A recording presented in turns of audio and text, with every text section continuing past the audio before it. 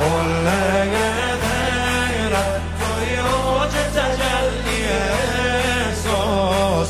جلوه حیدر توی مرکز رفت عباس هر کس اومد روبروی قمر هر کس اومد کجا روبروی قمر افتاده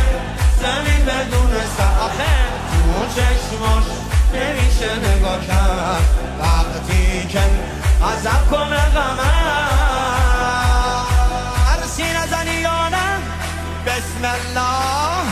علی علی تو شمشیر نمیخواد فقط یک نگاه کن یه توفان وفا کن حریفت میافته از تو شمشیر نمیخواد تو حیدر نشونی نجس که بخونی قیامت میشه تو صحرا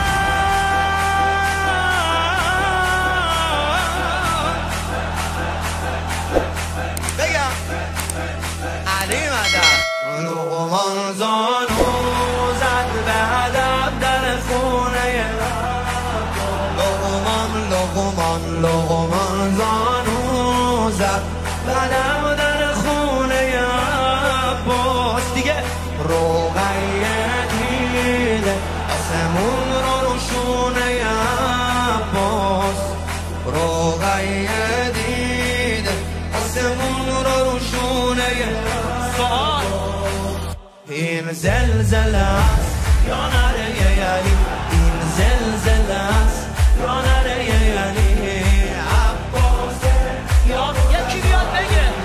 تو در روش کسی اگه بیاد نابود میشه بیماتنی یا مالبنین جان بستان اصلا با کش مرا بسم الله تو جوشن نمیخوای با سینه سفر کن به دشمن نظر کن میلرزه ستون لشکر تو جوشن نمیخوای خودت زلفقاری حریفی نداری تو کراری مثل حیدر تو کراری مثل حیدر بذار نگر نظر راد اون فراب